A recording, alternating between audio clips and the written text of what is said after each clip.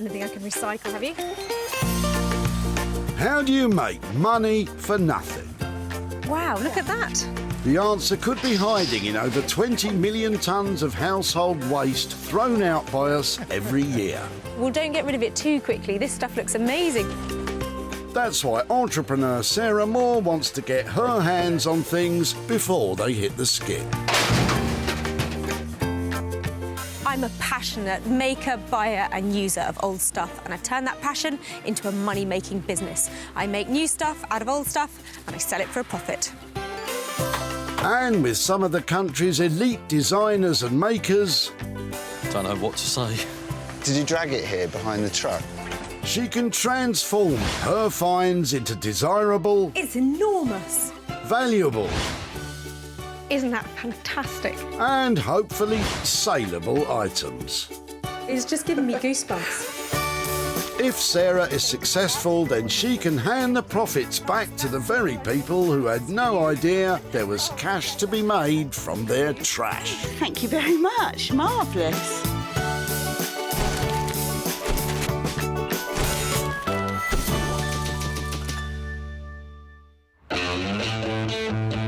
Welcome to Walsall Recycling Centre near Birmingham.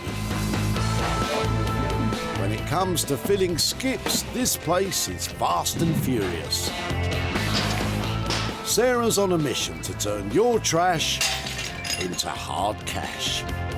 Well, it's like the floodgates have opened because people are pouring in here. But I just need to find those little bits that I know are going to float a profit. But before you zip down to your local tip, be warned. Sarah has special permission to seek out 3 items that she can rejuvenate, repurpose and sell on for a profit. First to pique Sarah's interest is Jenny. But has she a car full of possibilities? You having a clear out? Just a little. What are you doing? Are you on the move? No, we're just having a big sort out. OK. All the rubbish. Looks like you've got some interesting bits and pieces. We've got some bits and pieces there, yes. Where's it all come from then? Is it the garage or...? Attic, 1 bedroom, 1 junk room, and that's it. OK. Do you think there's anything here we might be able to recycle? I don't know what we got. All sorts of bits and pieces. These are quite cute, aren't they? Oh, yeah, they're great. A pair of them. So, do you know when they were last used? Probably 12, 18 months ago. OK. Because we stick them on the top of the cupboard when we're watching telly in bed. Oh, right, It's OK. the easy way to do it. So have you still got the bits for them to... I the don't leads, know. or- It's amongst this lot if we have. OK. They've got a kind of retro appeal, haven't they? Haven't they? I quite like those. I'm just wondering if there's anything else in here that might sort of go with them. Can I have a quick rummage? Don't know. Have a rummage. Fab. Might keep that. You carry on. You know what you're after. I don't know. Well, do you know something? I just think that you never know what you can do with stuff like this. No. It's quite interesting. Never know. I think that might be my lot. If I can make anything out of that, shall I give you a shout? You do that. Fantastic. Thank you ever so much. Rubbish to me. And to the rest of us, Jenny, and to the rest of us. I'm absolutely gobsmacked she wanted it. But if she could use it, then fine. I couldn't think what she might do with it, but there you go. Well, this is certainly a random selection of stuff, but these TVs are just so cute. Everybody else has got like 52-inch ones, and these ones are about 5 inches. I think they've got a personality all of their own, and I know somebody who just loves this type of thing. I must say, it's a relief to hear you say that, Sarah. Introducing Mark Haig, RoboChat. Mark uses his years of engineering know-how to create one-of-a-kind bespoke robots from just about anything. My dad was a clock repairer, and I would sit in front of a 3-bar electric fire as a 7-year-old kid, and I'd get some bits of clocks from my dad, get bits of Meccano, and I'd make some kind of mad robot. And 40 years later, I'm still doing the same stuff. To make these mechanical marvels come to life, each one even comes with its own backstory.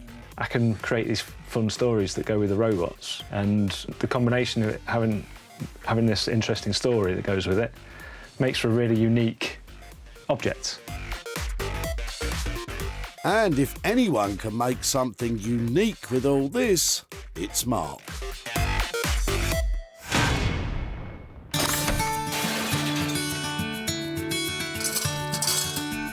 Righty-ho, that's one off the list and 2 to go. And while some items are well protected, Anything in there for me? No? others are not protected enough. I've never played a violin before, can you tell? Yes, we can tell. Could Martin and Annette have something more palatable in their trailer? Something to bag Sarah some cash, perhaps? I can see clouds of woodworm dust coming out of that. What are you throwing away? It's basically wood chippings from an old shed that's been stored for probably 30 years. OK. So Not yours, then? It's not mine. No, we bought the house, and now we're clearing the shed out. So OK. There is definitely something active in your shed, isn't there? there is, yeah.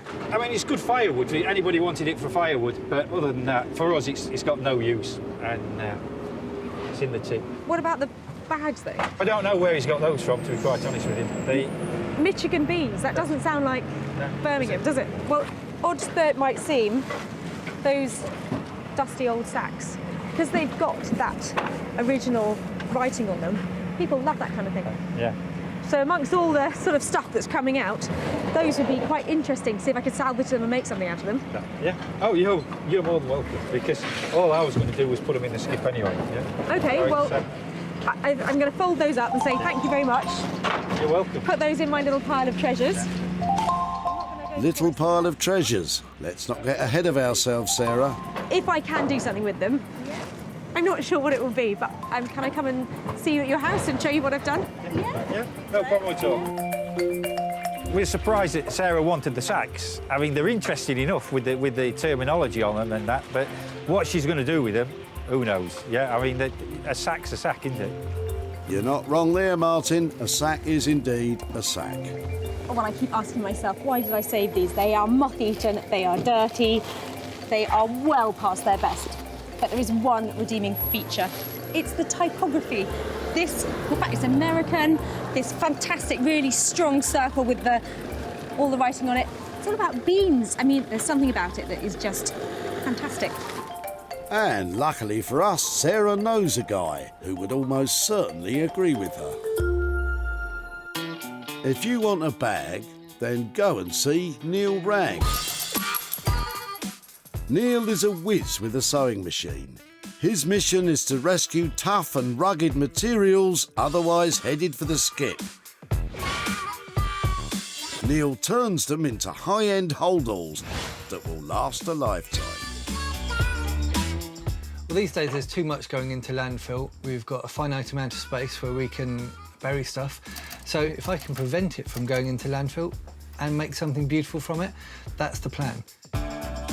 Most of the bags I make are from old sofas. It could be old army tents or scout tents. If I can get a needle through it, then I can turn it into a bag, and a bag that looks like it would cost hundreds or thousands of pounds from the high street.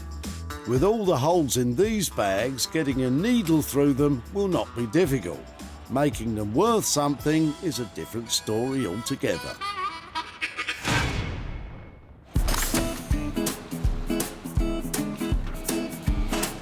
Two items loaded into the money-for-nothing van. Now it's time for Sarah to search for her own pound-making project. Maybe. It depends how old it is, though. So sort of 1950s stuff. Isn't he friendly? Right, buddy, you better get in there. We've got some work to do. Yes, you do, Sarah. And hopefully it will be Barry's furniture that piques your interest. Hiya. Hiya. They're nice. Are they going that way? Well, that's the intention, yes. Where have they come from? We're basically clearing out a relative's house. She passed away recently. Oh, no, I'm sorry to hear that. That's okay. They are lovely. So they don't appeal to you? They wouldn't fit into your house? We've got too much rubbish as it is. I really like things like this. I think they're far too nice to end up in there. It is a shame, yes. But if it's not your house, I know, right? Oh, look at that, look. So these probably what bought in the 1950s. I would say that, yeah. These are a cracking pair of chairs. If you didn't mind me taking them rather than ending up in there, I'd be really pleased to try. Please do. It seems such a shame to throw them.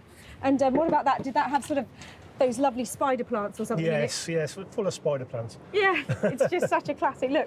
Well, I tell you, as a little group, a pair of retro chairs and a lovely little plant stand, they're the kind of thing that people love, you know, this sort of retro look. That's right. Particularly those sort of 1950 legs.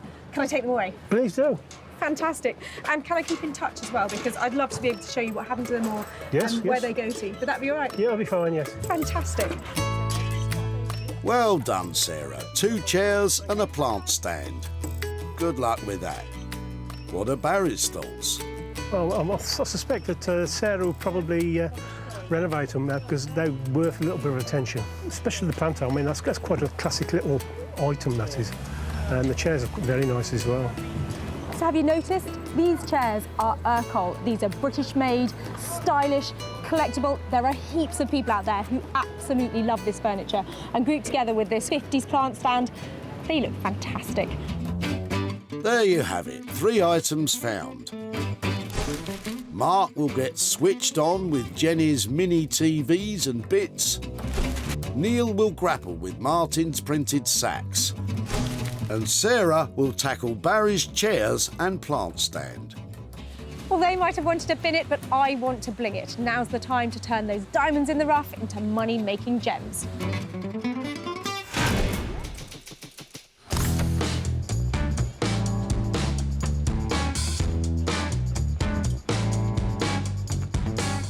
Manchester, hailed for its industrial past. It is now becoming a thriving hub for furniture designers and digital artists, as well as many others from the creative industries. One such gentleman is Mark, who's waiting patiently for Sarah's challenge. I'm looking forward to Sarah coming down to my studio. Hopefully it's something metallic that I can work with, but I'm prepared to work with whatever she gives me. Glad to hear you say that, Mark. Well, I picked up some random stuff at the recycling centre in the past, but this lot, well, this has to take the biscuit. I brought it to Mark, and I'm hoping he's going to recycle this into a robot with attitude. Mark? Hi. Hello, Sarah. How are you? Yeah, I'm really well. How are you doing? I'm very well, thank you. What have you brought me this time? Well, I saw these, and obviously I immediately thought of you. That's nice. It is nice, isn't it? That's like a laser gun. It is. Actually, it was these little bad boys that made me think. I just thought, you know, like little spacemen, like helmets. So I thought, definitely. If anybody can do anything with them, it's going to be you. What do you reckon? Look. Yeah, I reckon I can build with those. And I'm looking on the back. It's got a video input on the back. Right, OK, that's a good thing then. It's a good thing. That one hasn't. OK. So I don't know what I'd do with that one. I could make something with it. Right. But this is my preference. OK, well, let's pop that one down there. When I saw them, I thought they had a bit of attitude. I was kind of thinking maybe some, like, punk styling or something like that. But I bought you these other bits in case they're useful. Put them in the bin, add them to the stash if not. But there's definitely something about these little bits that they looked quite cool in the yeah. Like that? Yeah, I think something like that might work, mightn't it? I like that. It's totally up to you because I know you are the robot master. Robot master he may be, Sarah, but what happens when the robots take over and Mark becomes their slave? Right, no more coffee for me today. Any little surprises, or shall I wait till I come back? I think you should wait. I think there's something else I might be able to do with it. OK. To make it a bit more interesting, but leave it with me. Hit me with a ballpark budget then. What kind of price are we looking at to make that an all singing, all dancing new robot? Well, he's going to end up being sort of that kind of size, OK. isn't he? So he's going to be quite a big fella. About 150 quid. OK. Something like that, 160 quid. Yeah, I'd say that budget's absolutely fine. I love the 80s, so as much 80s singing and dancing in that would be fantastic. Thank you so much. No problem. Bye-bye. OK, bye now. Well, Mark's channeling the 1980s. I've always loved a bit of Dire Straits, maybe a bit of Money for Nothing. I can see that robot. It's going to be right on track. It's going to be an interesting one. It's working with plastic, which isn't the perfect thing that I like to work with, but I've got some nice ideas for it in my head, so fingers crossed it should go well. I have complete faith in you, sir. Mark has a budget of £150 to create an 80s-themed robot from this tray of bits and bobs. Am I excited about this one? Affirmative.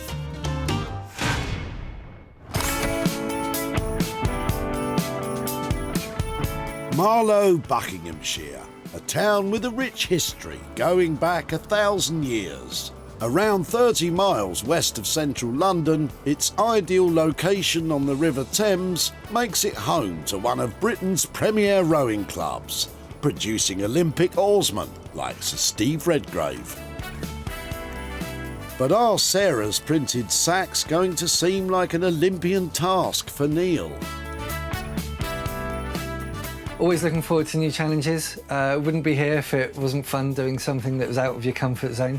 So, yeah, slightly nervous to see what bizarre thing that she's going to bring. Here I am in super smart, quintessentially English Marlow with an absolute load of old rubbish. I know Neil's got a sense of humour. I just hope he finds something to laugh about with this lot.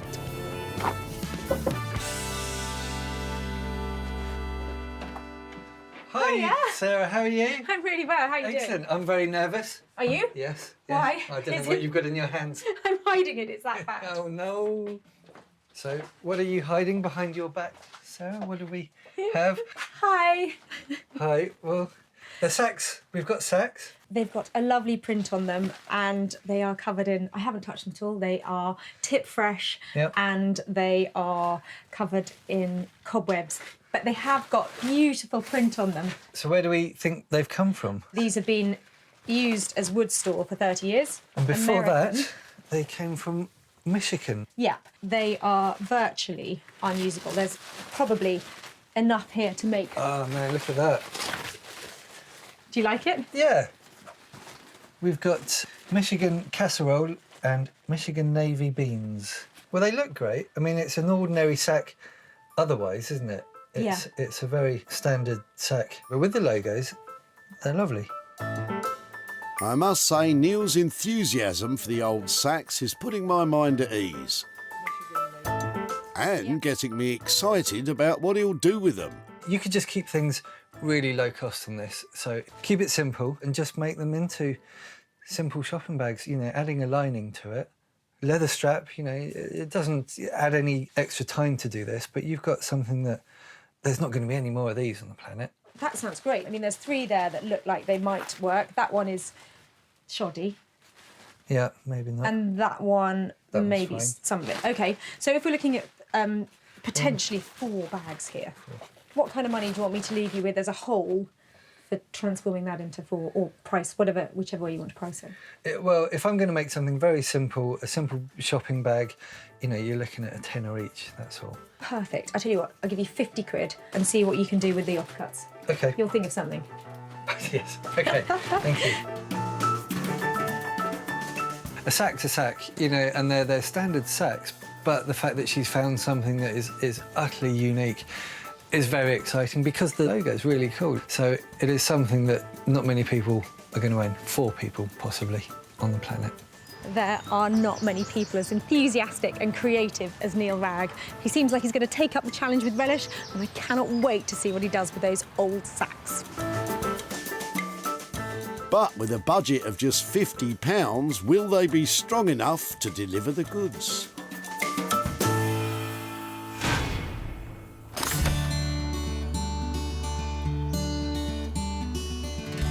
In beautiful Sussex, Sarah is about to begin her own challenge. And she's happy to be working on a furniture favourite. Always lovely when Urkel shows up at the recycling centre. It's a sweet pair of chairs here, and this plant stand is oozing 1960s. I want to make these really sing. I thought loads of colour on them, and perhaps turning this plant stand into something slightly more useful as well as being beautiful. First things first, they need a really good clean-up. Urkel dates back to the 1920s, and it was established in High Wycombe, Buckinghamshire. The company's ability to perfect steam bending their woods took them into mass production. Their furniture became a hit in post-war Britain. You can't beat a lovely bit of British-made Urkel.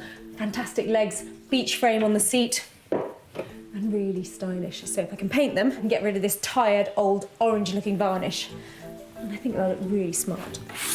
I'll be the judge of that, Sarah. Scrubbing done, time for some painting.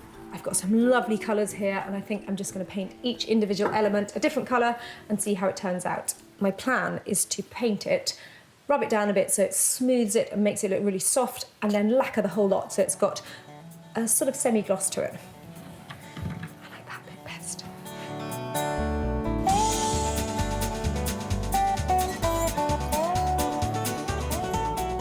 To get the best result when painting Urkol, treat it very gently for around 30 days after completion. This is because paint doesn't reach its hardest point till then. I love colours together. I love pinks, I love greens. I love them to be bright and fresh. I like natural, beautiful, mossy colours. But most of all, I just love stuff that makes you really happy when you look at it. Yeah, like a very colourful picture of me, for example. I get it. We can update Urkol with colour and it looks really good. It's not everybody's cup of tea, because some people like it really pure, just as it came off the factory line. But for me, if it sells it and it makes it look lovely, then I'm happy to paint it. Well, I've got a bit of experimenting to do, but I think this will probably work. What do you reckon? A bit of that next? Probably best I leave the colour choices to you, Sarah. It's as good as any. Sarah has spent £10 so far on materials, and hopefully this colourful approach is the bright idea that will help us turn a profit. While Sarah cracks on, it's time to head to Manchester, where Mark has begun the process which will hopefully introduce a new character to the world. So I normally work by putting my parts down on my table, seeing how it looks as a sort of two-dimensional sculpture. 1980s kind of feel of a body, some arms, something like that, just to get a feel, and some legs, something like that. But to be honest with you, as I'm looking at it, I'm not really feeling it as a sculptor. It doesn't really appeal to me. So I'm going to go against Sarah, which I might get into trouble for, and I'm going to change the design. I've got to do what I feel, so that's what I'm going to do. Mark, we trust you. Go for it. Even though the TV is 80s plastic, Mark believes that a steampunk theme is the way forward. Steampunk is a term that originated from science fiction novels. It takes its inspiration from the Industrial Revolution, Victorian Britain and the American Wild West. I've got various wooden boxes around and things. Somewhere around here I've got something that is the right size. It's already got that kind of steampunk feel to it with the dark wood, but I'm going to dress it as well. So there'll be dials on there and knobs and sort of steampunk dressings on there. At the moment, I'm just getting it for scale. Which is where the fun part of the process really kicks in. I'm just going to go to my leg collection. A leg collection. Every robot maker's dream. I'm feeling that a lot more. It's looking a lot nicer. As a scale, I'm quite happy with that. Once Mark is happy with the scale, it's a case of layering on parts from his treasure trove of bits and pieces to help give the robot character. So I'm going to put the legs on. That entails drilling through the tin on here. I'm ambidextrous, which always comes in useful when you're building robots. Very handy.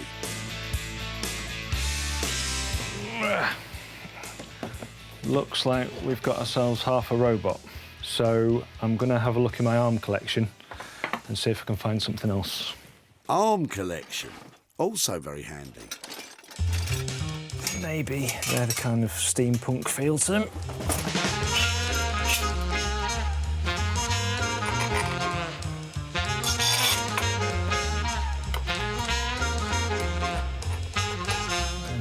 temporarily. I'm just going to put the head on the robot just to see where we're up to as a sculpture.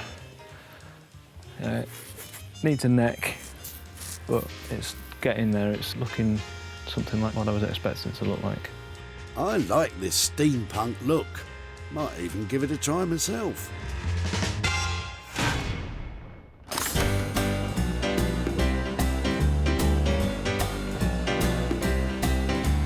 Over in Marlow, Buckinghamshire, Neil Ragg is about to begin the task of producing bags for life from old sacks that had no future at all. It's a lovely looking logo, although they are obviously old, which adds to their charm. So I'm going to have to do something to maybe reinforce to avoid these holes, the fraying bits, and make a bag that is going to stand the test of time as well as look nice. Good plan, Neil. Let's do this. We're going to use these old curtains, just line the inside of the bag. Neil has decided to use curtains as the lining material, as it is soft but strong fabric that will not tear, and has the Brucey bonus of feeling nice to the touch. Excellent. Relatively simple, just sewing the two right sides together, and then I'll turn them inside out, and that way we've got no raw edges, it's nice and neat, a very simple bag, but will look quite different to any other bag for life you get.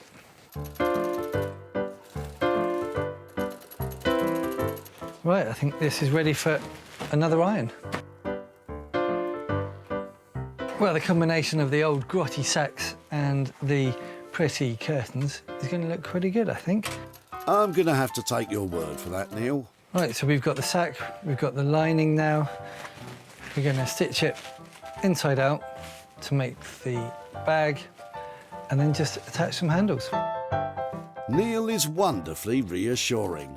But will these frayed old bags play their part in becoming easy on the eye and strong enough to make Sarah a profit?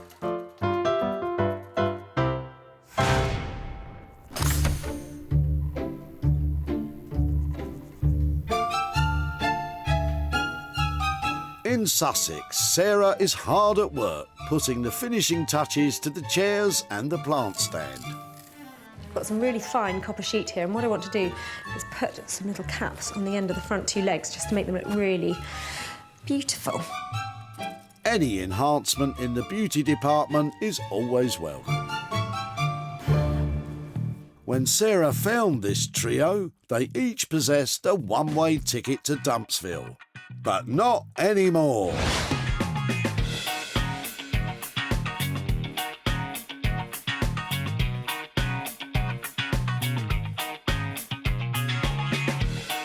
The two chairs are now colour-tastic, with variations of blue leading the way. Copper sheets round off the spectacle, as well as linking it with the contrasting copper spray covering the plant stand. Good job, Sarah. I reckon these blues are working really well together. I'm a big blue fan, and I think getting rid of those softer, babyish colours has really sharpened these up. Now we've got a plant stand and a pair of chairs. I think they can either be sold all together or perhaps just the pair of chairs separately. But time now to get these out there. See who wants them.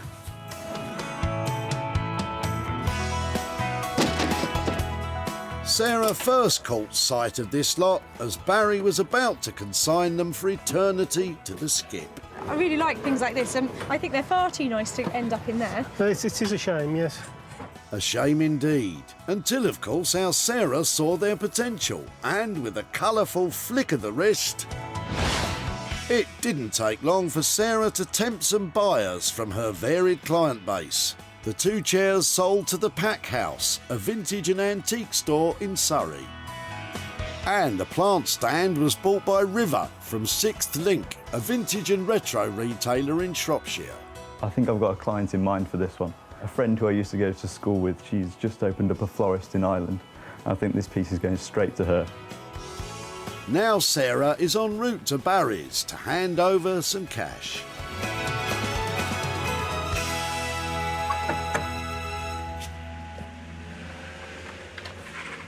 Hi there, Barry. Hello, how are you doing? I'm really well. Lovely to see you again. Yes, nice to meet you again. And you, and you. Now, you were being a really helpful relative when I last saw you. That's right, yes. Did you wonder what might happen when I took away your old Urkel chairs and your plant stand?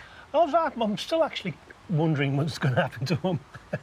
Well, I thought they were lovely. They were really stylish and they were something that I worked on. So I've got some pictures here wonderful. to show you what I've done with them. Are you ready for this? Yes. Your chairs and your plant stand now look wow. like that. Wow, that's really stunning. Basically, I've given them a fresh, new look, some copper tips to their legs, Yep. and I've planted up the plant stand so it looks decorative. What do you think to that? Brilliant. Yeah, I mean, that's actually more than I anticipated. I have managed to sell them, and I've got 115 Wow. quid for you. Oh, thank you very much. That's actually... I'm stunned. Thank you. What might you do with £115 that you weren't expecting? We've got a holiday coming up, so I'd probably go towards that. Well, that's fantastic. I loved working on your chairs. I hope you have a great time on holiday. Really good to catch up. Okay, thank you very much. My pleasure. Thank you. Bye-bye. Thank you. Bye. Sarah spent £10 working her magic on the chairs and plant stand. They were all sold for £125, with the £115 profit going towards a holiday for Barry. In Manchester, Mark is giving his robot a once-over before Sarah arrives. Although it's not exactly what we discussed, I hope she still likes it. He's quite a beast, but he's quite handsome. So, yeah, I hope she likes it. Well, I'm back in Manchester to find what kind of magic Mark has been able to work on my skip bits. I'm hoping to meet a lovely new robot. When Sarah picked up this little basket of rubbish, she hoped that Mark could turn it into something unique.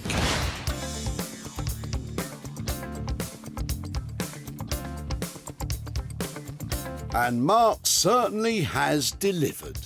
Feet made from lampshades, arms made from cooking utensils from the 1940s, rubber from a car suspension, all put together with imagination and skill, resulting not just in a robot, but in a personality.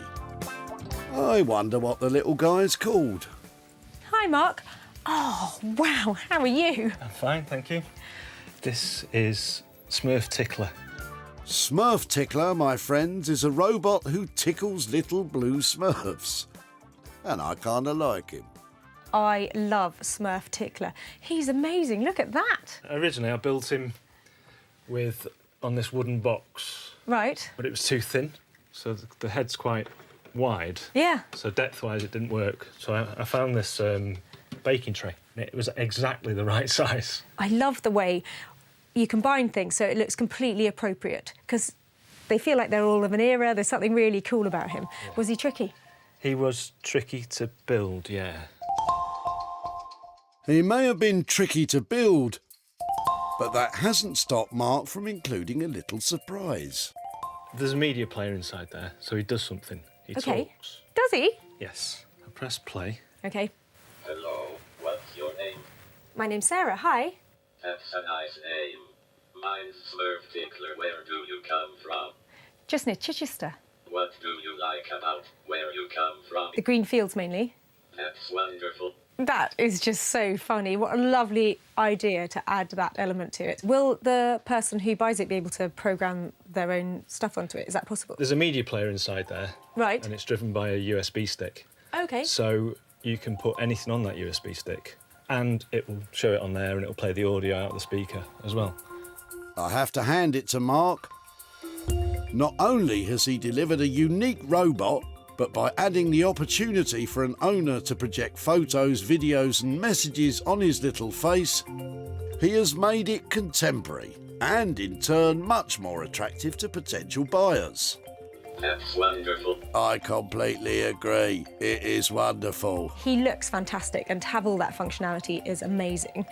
I left 150 quid, I think we chatted about. How's that worked out? Yeah, I'm happy with that. Thank you so much for taking on the small screen, because what you've created is truly one-off. I'm with you, Sarah. Wonderfully original. All right, I'll stop now. Well, Mark has done a fantastic job. I love Smurf Tickler. I wonder who's going to buy him. At Walsall Recycling Centre, the little tray of TVs and junk belonged to Jenny, who found Sarah's approach quite unexpected. I'm absolutely gobsmacked she wanted it. But if she can use it, then fine. I couldn't think what she might do with it, but there you go. Neither could I, Jenny. But then Mark added his imagination and this fabulous bot was born. Sarah made the robot available online, and it wasn't long before he was bought by a private collector. They grow up so fast. And now it's left to Sarah to visit Jenny in Burntwood, Staffordshire, to let her know what happened to her little tray of TVs and junk. Hello there. Nice to see you again. You're all right. I'm very well. How are you? Not so bad, thanks. Chilly. Just a little. So did you wonder what I might do with your old TVs? Well, yeah, I thought, what on earth is she going to do with those? I took it to a guy in Manchester and I've got some pictures to show you what he did Go with on, it. what's he done with them? I hope you've got a sense of humour. Oh, yeah. OK, your TV now looks like this. I love it. Oh, yeah. Do you recognise it? Yeah, I love it. So your TV has been completely remade into a talking robot. What do you think to that? I think when the grandchildren see that, they're going to laugh their heads off. Well, I took some pictures of him and shared him over social media to see if anybody else fancied the look of him. Wonderful. And he's made you a little bit of profit. Oh, he wonderful. Has turned the old TV into a £50 profit. Oh, thank you very much. That is welcome. Oh, well. What am I going to do with that, I wonder? Yeah, well, go on then, tell me. What Well- might you do with 50 quid? Well, I've got to take it to my brother and see what he wants to do with it, because the telly was his. Oh, well, I hope he finds a good use for it. It was a funny project to work on. I bet it was. I bet it was. Mark charged £150 to build the robot. Sarah sold him for £200, with the £50 profit going to Jenny.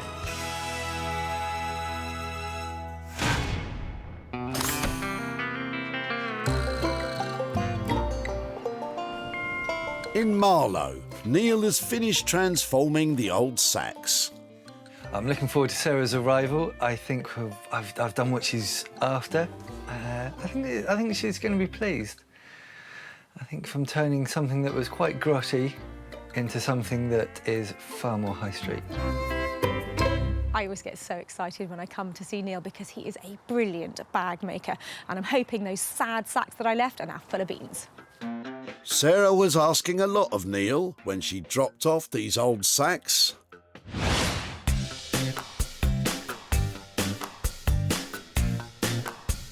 I have to admit, this is impressive. Neil has taken these old factory sacks, frayed, full of holes, ready to be dumped, and transformed them. Not only into bags, but bags for life. Curtains give it a soft yet durable lining. Pieces of sofa leather add more strength to the handles. And a layer of protective glaze adds more strength and shine, which brings it all together. Very impressive indeed. Hi, Sarah. Come on in. Thanks, how you doing? I'm very well. So, Here we go. You've got 4 old bean sacks, and they're still old bean sacks. They are old bean sacks, but they're beautiful. Good. I thought they'd be scrappy, I have to say. After what I left you, I mean, I so nearly passed these by. So they are lovely, aren't they? They're still bean sacks. They've still got holes. They're still a bit fraying, but they've now got a lining from an old curtain. They've got leather handles. They've got brass fittings. I think they look quite nice now. You are amazing. I'm with you, Sarah. Great job, Neil. And they scream reuse, don't they? So I think you should be really proud of yourself. They're lovely. Well, it does show what you can reuse. You said it, Neil. Not only that, he managed to stick to the £50 budget. It was straightforward. Sewing-wise, it was just a couple of lines of sewing here and there, and you've got 4 shopping bags. I think they're brilliant. Love the colour choices. I think you've done really well there. For a 40-year-old sack, not bad. Brilliant. Thanks. I shall take those away. Go shopping. Absolutely love shopping. Go and get your turnips. Well, look what he's done. He's literally snatched style from the jaws of a skip. What great work.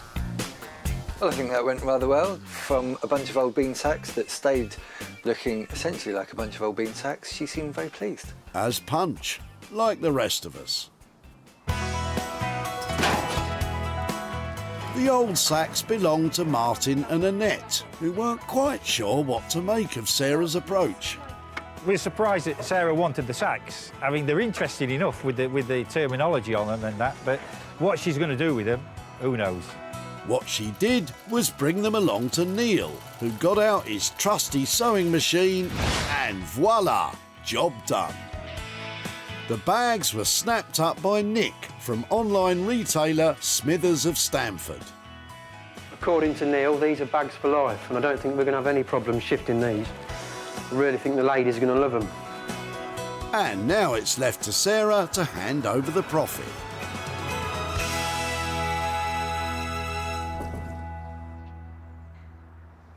Hi there. Hello. Hi, Annette. How are you doing? Great, thank you. And I was hoping to catch up with you and Martin, but Martin's away at the moment, isn't he? He's away at sea, off Aberdeen. What did you think when some strange woman came up and said, I want to take away those woodworm-filled dirty sacks? Well, I thought you were absolutely crazy. I've got some pictures to show you here. Do they look familiar there? Oh, they do, yes. Yeah. So I think in the end we managed to salvage 4 of the ones that were full of wood. Yeah. And here are your sacks now. Oh, wow. They are remodelled as shopping bags. Ah, that's a very good idea. So that's what he did with them. What do you reckon to that? I think that's fantastic. We had no idea what on earth you would do with them, but that looks, at least that was something that was going straight in the tip and is now useful. It is really useful, and I'm surprised to say, actually, I've got some money to hand over to you as well. Oh, I'm surprised as well. I'm very surprised. Look what I've got for you. I have got... Wow. I've got £70 here for you, for your old bags. Whoa, that's brilliant. Thank you very much. What might you do with £70? Well, I'll put it towards, I'm going to have my kitchen refurbished, so it will go towards that. Fantastic. Well, who'd have thought it? It was really good to catch up. I hope Martin approves of what we did with them. I'm sure he will. I'm sure he Brilliant. will. Lovely to see you again. Right, thank you Thank you so much. Bye-bye. Okay, bye. Well, I absolutely love that, because that was a genuine surprise for Annette. She had no idea that those old sacks, they were actually money bags. Neil charged £50 for the makeover. The bags were bought for £120, leaving a handsome £70 profit to go towards Martin and Annette's new kitchen. Sarah salvaged 3 items that were destined for the dump. Mark worked wonders making our robot. Neil bagged our respect with the printed sacks, and Sarah splashed colour on the chairs and the plant stand. Well, sometimes it's a challenge trying to make money for nothing out of random tip items. But Mark and Neil did a fantastic job. They had an eclectic collection to start with, and they really nailed it.